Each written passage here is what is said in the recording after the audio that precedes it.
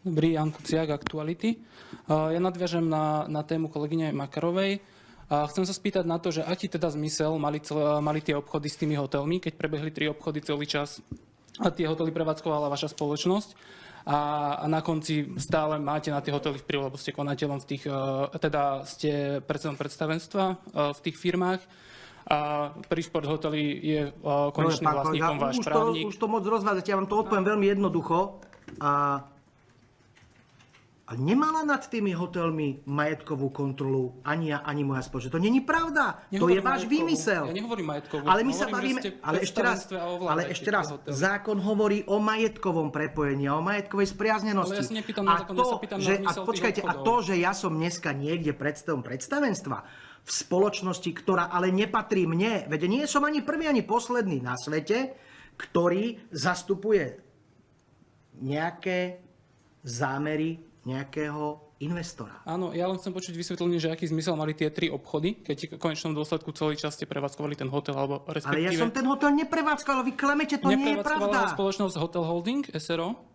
Ale ešte raz, to nie je moja spoločnosť. A nedostali ste za to pokutu, že to nebolo uvedené na hoteli nie je to moja spoločnosť. Vážený pán kolega, pozrite si obchodný register. Ale Hotel Holding máte 60%. Prosím? V spoločnosti Hotel Holding, ktorá tie hotely prevádzkovala, máte 60% spolu s pánom Dákom, ktorý má 40%.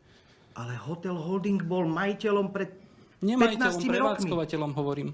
Ale veď ešte to je v poriadku. Veď jedna vec je majiteľ a druhá vec je prevádzkovateľ. Ale stále sa vraciam k tej otázke, že aký teda mali zmysel tie obchody, keď celý čas ste prevádzkovali tie hotely. Zmysel tých obchodov bol dostatočne jasne vysvetlený vyšetrovateľovi policajného zboru. Proste my sme sa rozhodli tie hotely predať a sme ich predali.